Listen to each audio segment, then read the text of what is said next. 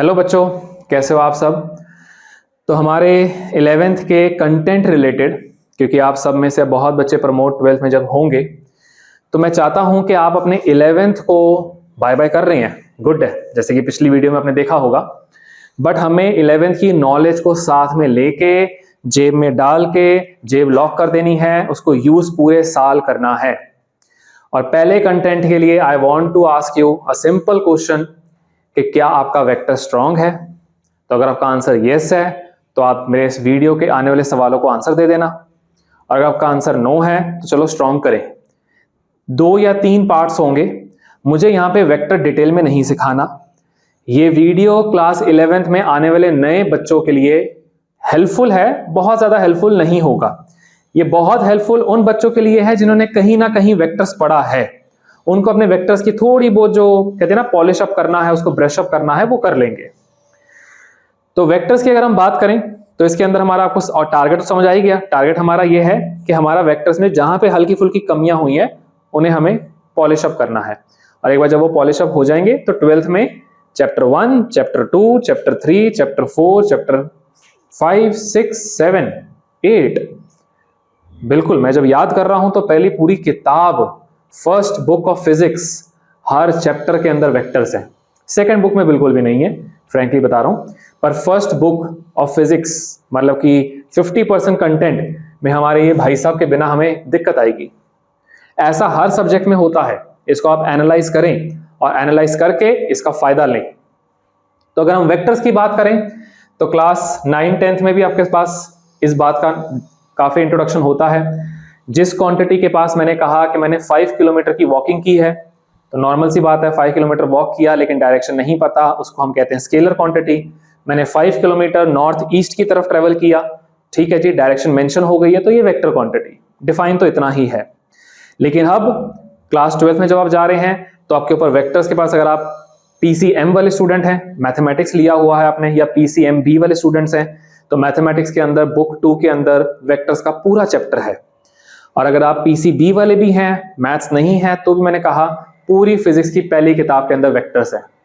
हर किसी चैप्टर में आप एंटर करेंगे, विद इन 1 वीक 1 या 2 वीक्स के अंदर आपको वेक्टर की क्वेश्चंस आ जाएंगे सामने, जिसमें आपको वेक्टर्स लगाना होगा, आप नहीं लगा पाओगे। तो स्टार्ट करें तो बहुत ही बेसिक से मैं स्टार्ट करूंगा। हमारे एक्सेस को हम 3 एक्सेस में डिवाइड करते हैं दुनिया में, ठीक है। हमारा जो हॉरिजॉन्टल एक्सेस होता है वो x से, जो हमारा वर्टिकल एक्सेस होता है वो y से, और जो हमारा उन दोनों के perpendicular third axis z axis. इसमें भी मैं चाहूंगा प्लीज ध्यान दे दो। सबसे पहले आप मेरी तरफ देखिए, इस आपका जो क्वेश्चन पेपर है वो आपका रेफरेंस होता है पूरे साल। आपके जहां आप बैठे हैं इस टाइम पे, आपका जो राइट है दैट इज +x, नोट कर लिया, माइंड में नोट कर लो, कहीं लिखना है कहीं लिख लो। जो आपका लेफ्ट है दैट इज -x, जो आपका अबव है दैट इज +y, जो आपका बिलो है दैट इज -y। ये आपका मैं कोई भी रेफरेंस ले रहा हूं, ओरिजिन। तो ओरिजिन से राइट, ओरिजिन से लेफ्ट +x, -x, ओरिजिन से ऊपर +y, ओरिजिन से नीचे -y, done.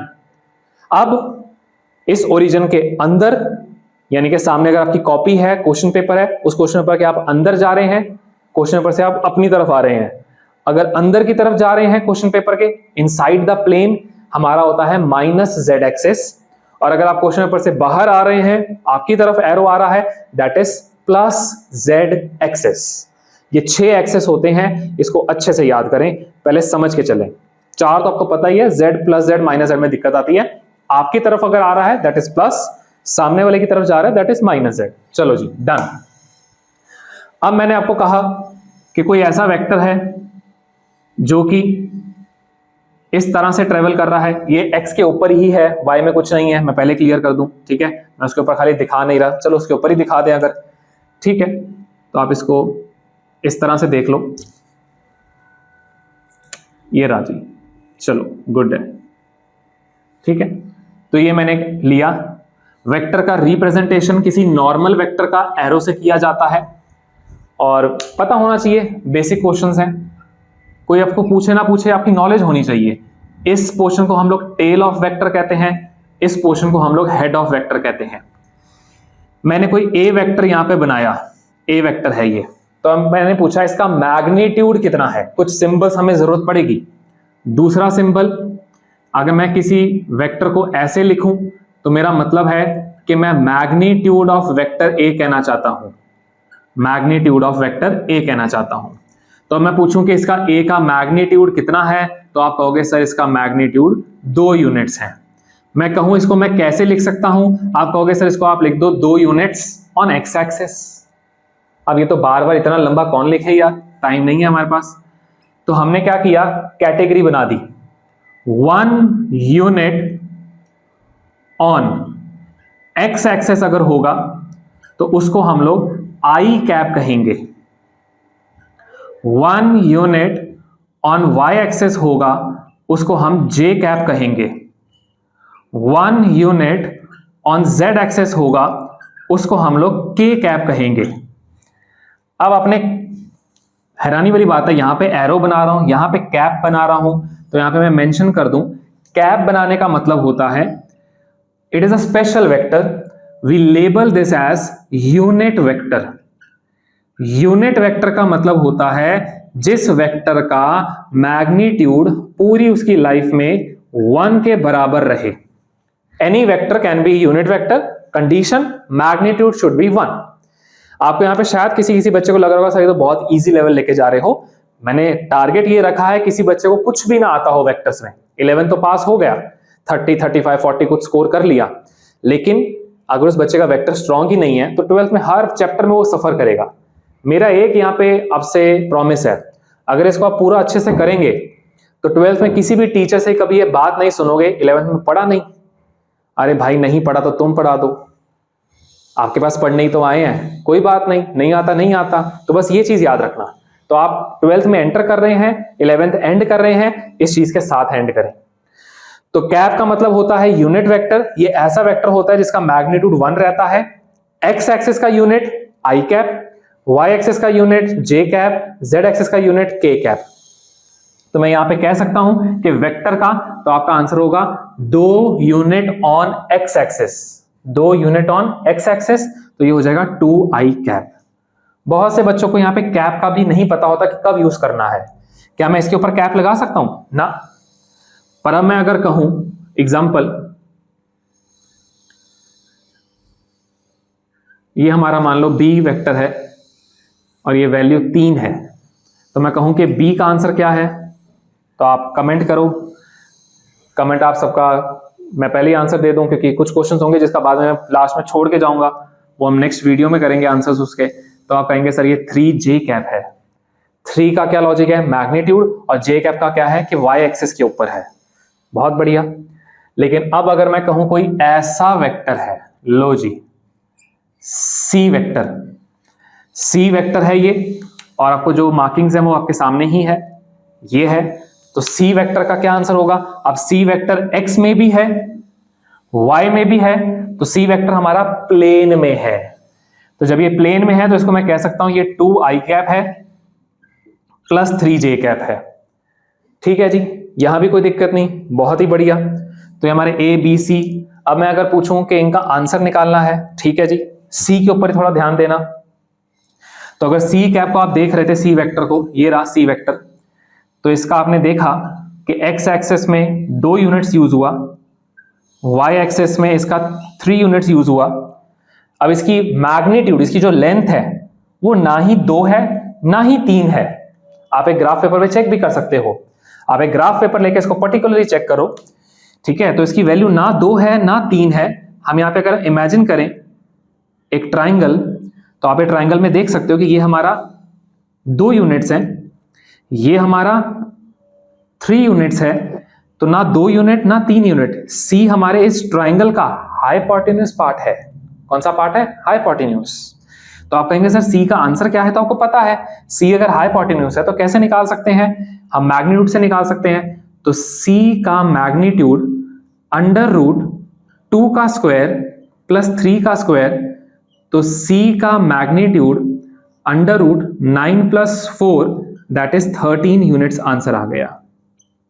I hope it's clear. तो यहां पे अभी तक जो याद किया उसके अंदर एक बात और ऐड कर दो कि ठीक है हमें ये बात भी याद हो गई, और वो बात ये है कि किसी भी वेक्टर का अगर मैग्नीट्यूड निकालना हो और अगर वो vector x i cap, y j cap, z k cap के जनरल फॉर्म में है तो हम कहेंगे इसका magnitude x square plus y square plus z square है।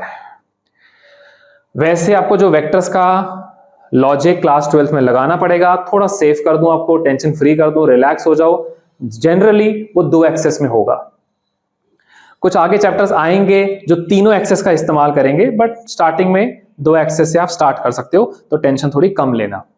ठीक है जी, तो ये हमारा मैग्नीट्यूड हो गया, ये हमारे एक्सेस हो गए, ये बेसिक हमारा वेक्टर्स का स्ट्रक्चर तैयार हो गया।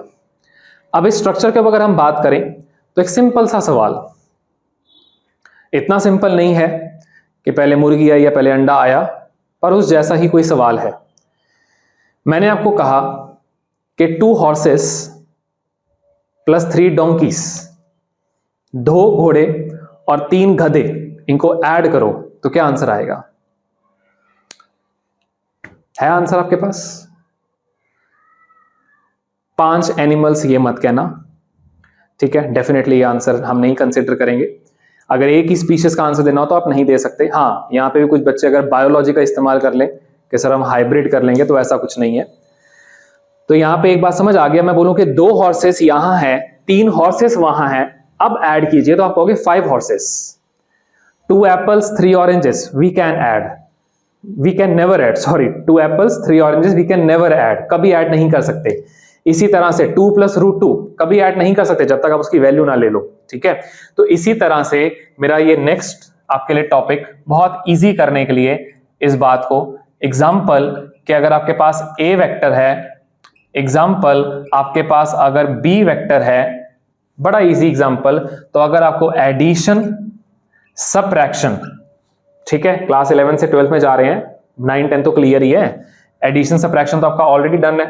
तो अगर मैं पूछूं कि ए वेक्टर प्लस बी वेक्टर, अगर मैं पूछूं ए वेक्टर माइनस बी वेक्टर, तो आप सिंपली इसका आंसर एक ही फॉर्म में याद रखेंगे, आई कैप वाला आई कैप के साथ, जे कैप वाला जे कैप के साथ, एक्स एक्सेस वाला एक्स के साथ, वाई वाला वाई के साथ, 2i + 3i, तो your answer is 5i cap, 3j minus j, तो your answer is 2j cap, a minus b करेंगे तो it will be -i cap and this will be +4j cap. Done. तो ये हमारा simple सा logic, addition और subtraction में कोई टेंशन नहीं, हम बहुत इजीली कर सकते हैं। कंडीशन i वाला i के साथ, j वाला j के साथ। तो आपके पास एक क्वेश्चन मैं दे रहा हूं।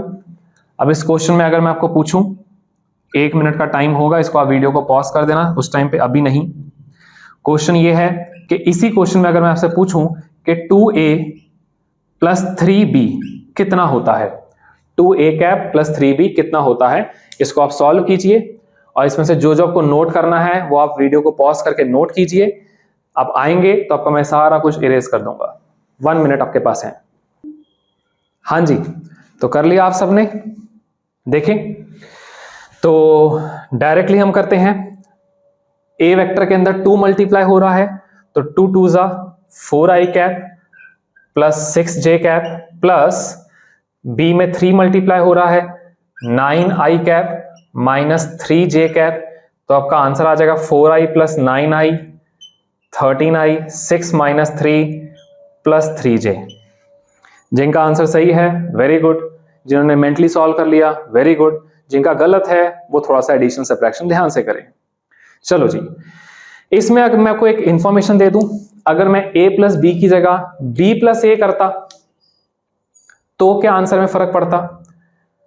अगर मैं a + b की जगह b + a करता तो आप चेक कर लो, 3 + 2 5 ही आएगा, -1 + 3 + 2 ही आएगा, सेम, यानी कि addition is commutative. Done.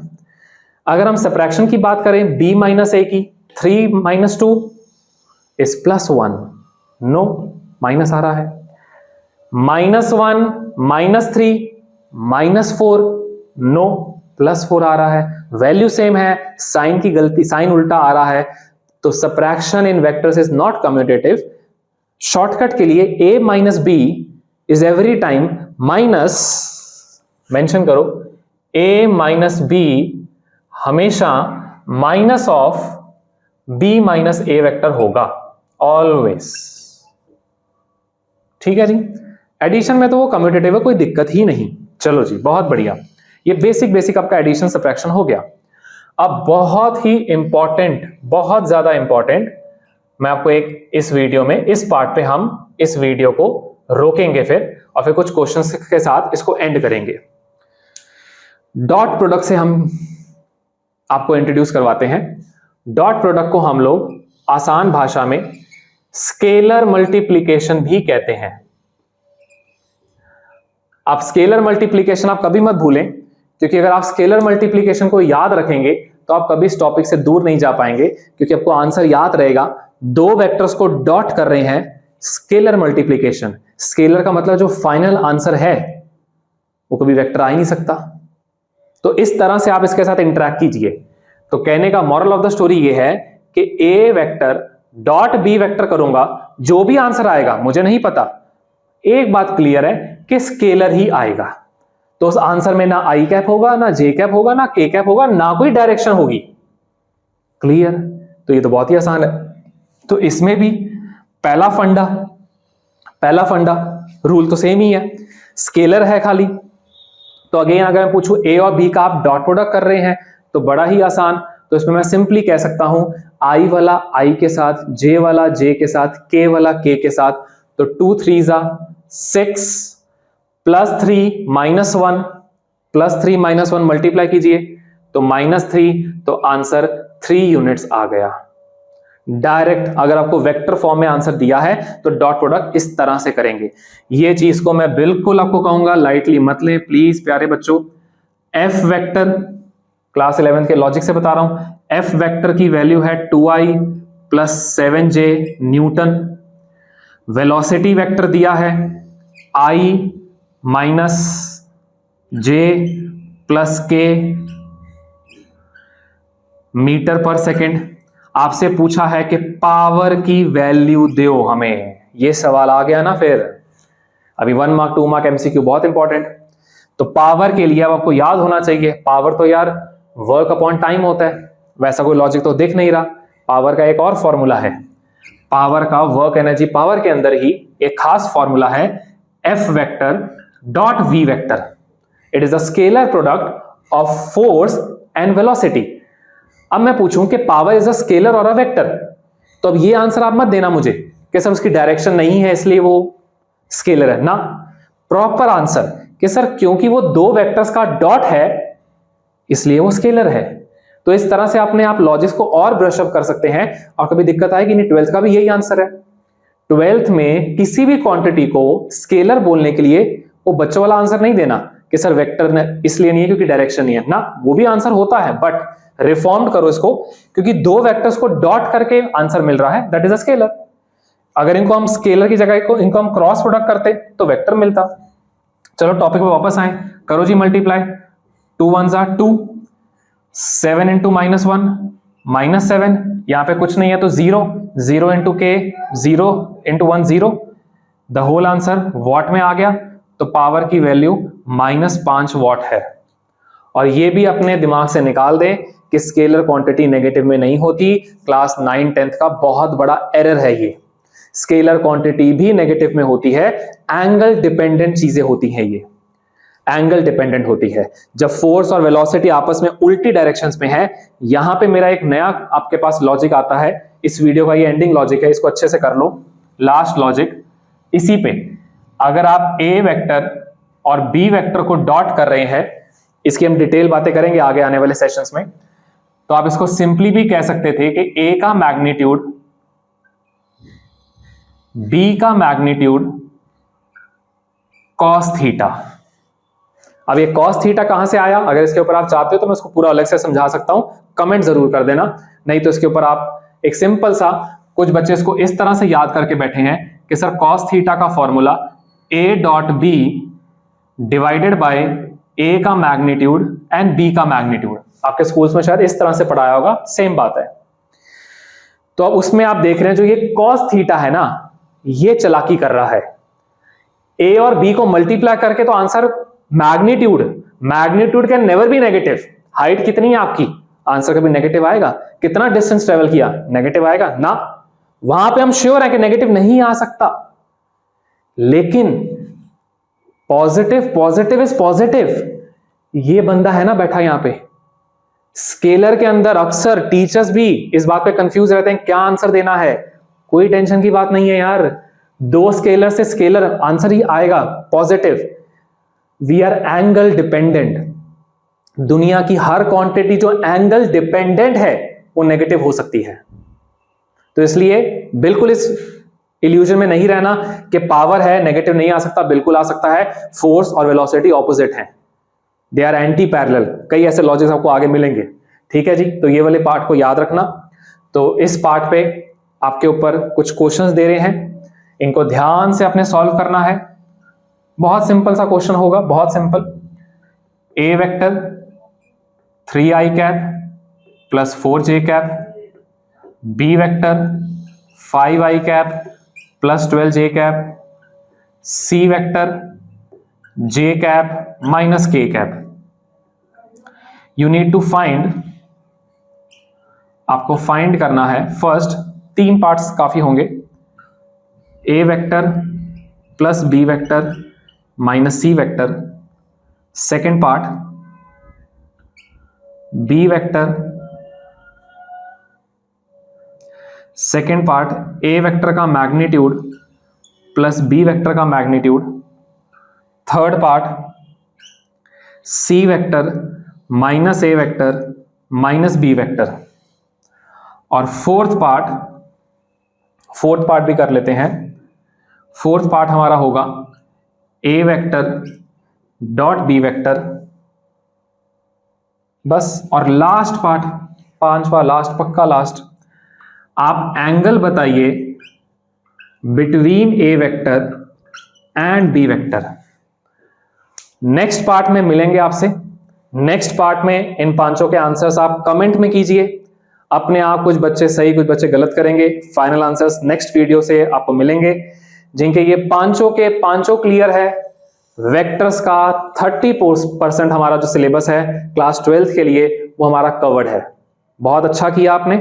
Dot product, addition, subtraction, basics, magnitude क्या होता है, कैप कब लगती है, कैप कब नहीं लगती, सब कुछ क्लियर है।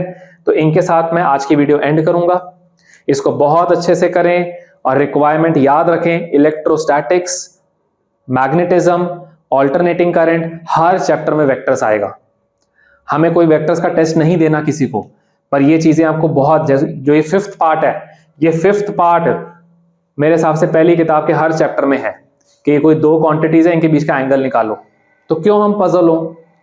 अगली वीडियो में मिलते हैं। Stay connected, stay tuned and जरूर सॉल्व करें और आंसर्स की वेट करें next video. All the best.